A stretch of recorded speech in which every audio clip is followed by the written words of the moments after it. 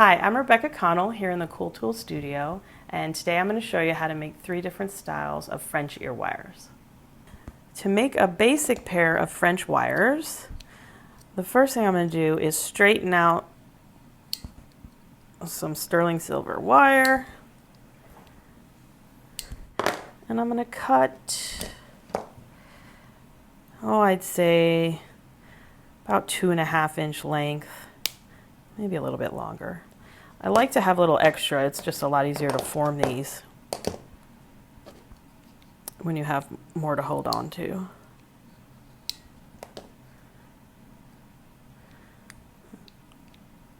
These nylon pliers are really good at straightening things out without leaving marks. I'm just nipping the ends so that they're flush. And I used the first wire I cut, I'll use it as a guide for the second. And then I'm going to take my multi-step pliers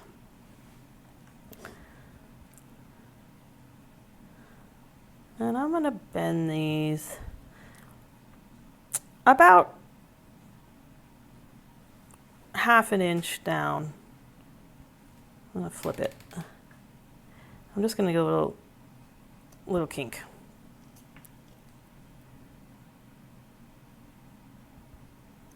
Okay. And then with the smallest step on these mandrels, let me flip that, make sure you've got the right one.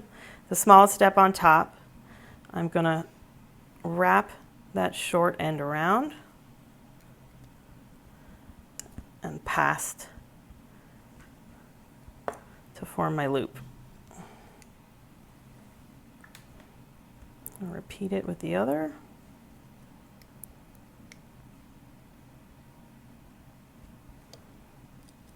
And then I'm going to take my flush cutters, making sure the cutting edge is not, we want the flush end to meet up with this side of the wire, so I'm going to cut this like that. And that way the nice clean edge is what I'm going to press down.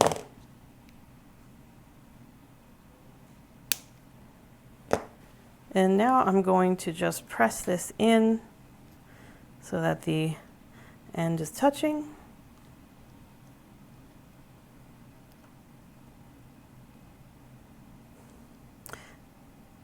Just fiddling and fussing, turning that a little bit more so that it's perfectly centered.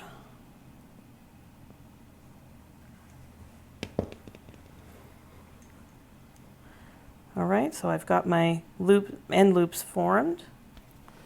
And then I'm going to go back to my multi-step mandrels. I'm going to face these the same way with the loop towards me. And I've got them lined up, facing the same way. And then using the second largest step, I'm going to grab these at the very base of the loop, and then I'm going to scoop them up a little bit, 1/4 inch or so, and just pull these wires around and wrap them.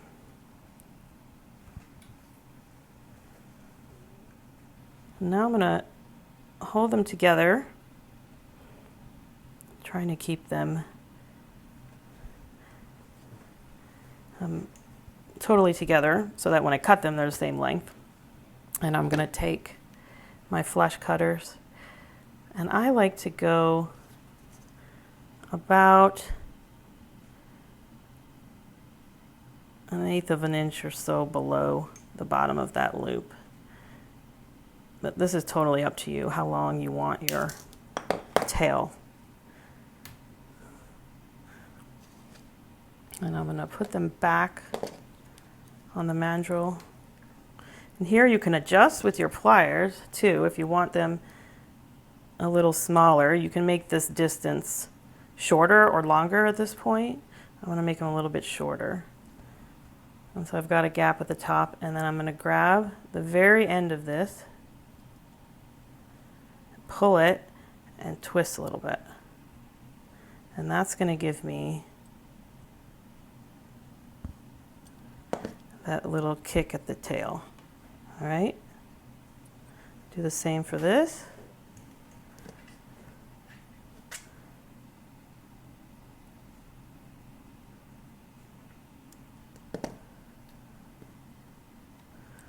And I'm checking to make sure they're the same. You can fuss over them a little. You can bend them however you like. Just depends on the style you're going for.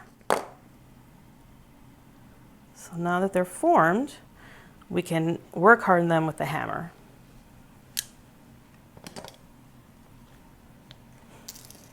And I'm using a domed face chasing hammer. It's important that the face is not flat.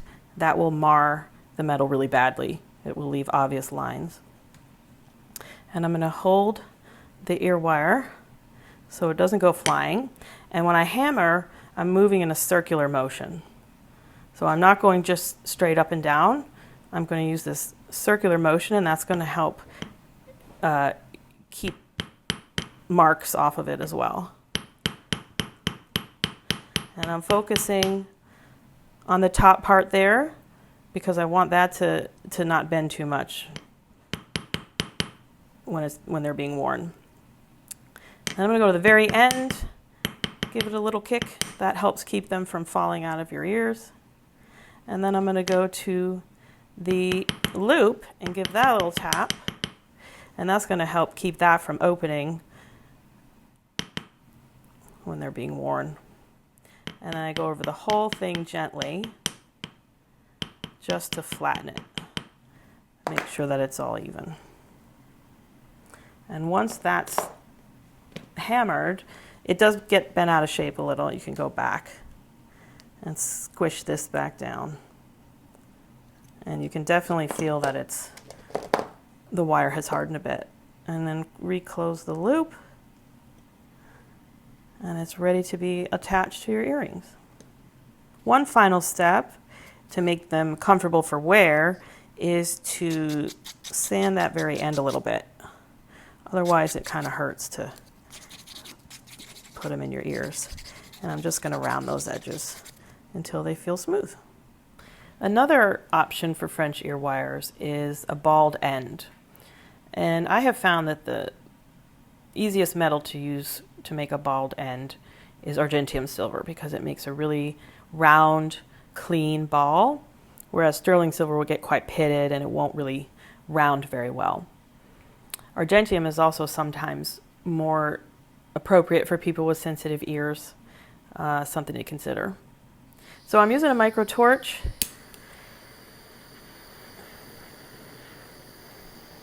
And I'm holding the wire in some cross-lock tweezers.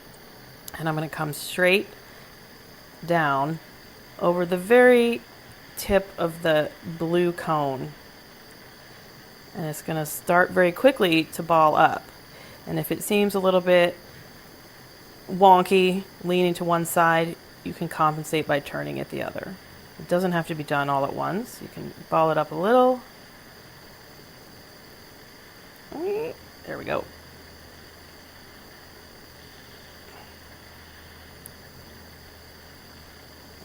Sometimes it likes to jump like that. That's why we go slow. And that's a good size. Turn the torch off, quench. And then the easiest way to clean off this fire scale is to pop it in a pickle pot. So we'll plop it in there and then come back to form it.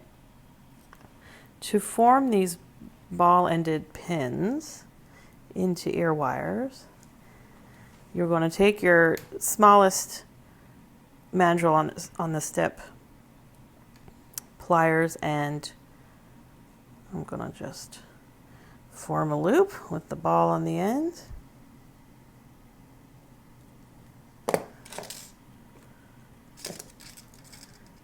And then take my needle nose pliers, squeeze it,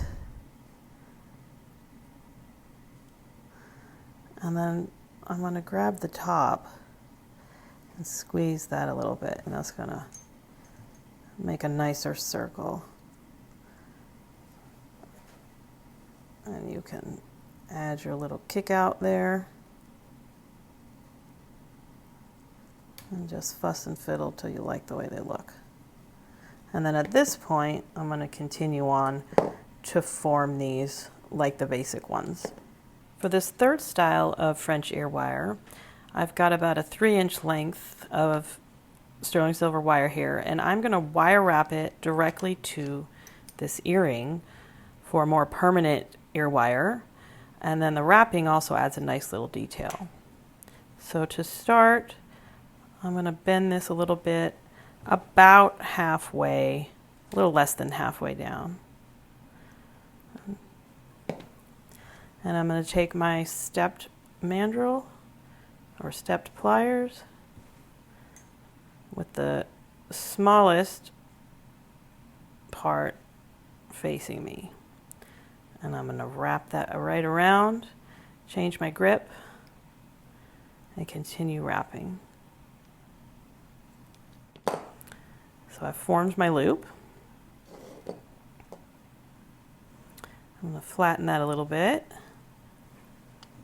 And then I'm going to open it by grabbing the loop and pulling the wire apart from itself. And then I'm going to thread the shorter end through the top of my earring so it's hanging. And I'm going to close that loop. And then I'm going to take my smallest pliers, because it's a tight fit.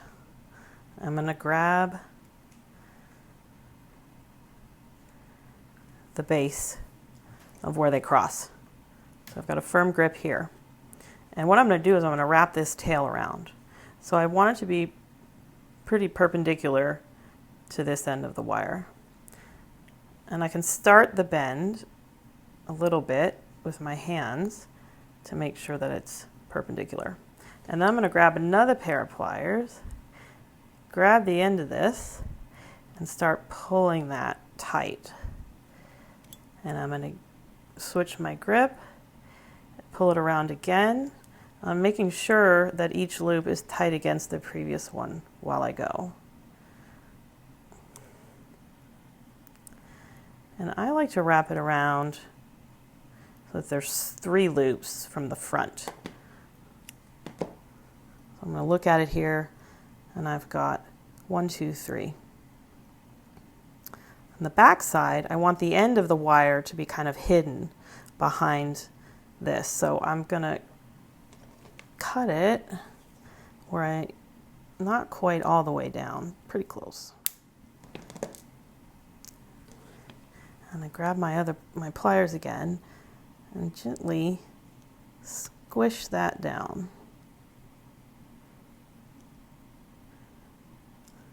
So that it's flush. And then take some sanding paper or a sanding sponge and just gently go over that cut end so that there's nothing sharp that could catch clothing or hair. And that feels smooth. And then you can go through and just make sure that it's not bent in any direction, right? I want the loop and the twists to be in a straight line. And now that is attached, and there's no chance that's fallen off. You can, if you want to go the extra mile, even patina that a little bit to match the finish of your piece, or you can leave it as is. And from here, I'll go ahead and form it like I did with the basic French ear wire. I hope you enjoyed learning how to make custom ear wires for your earrings.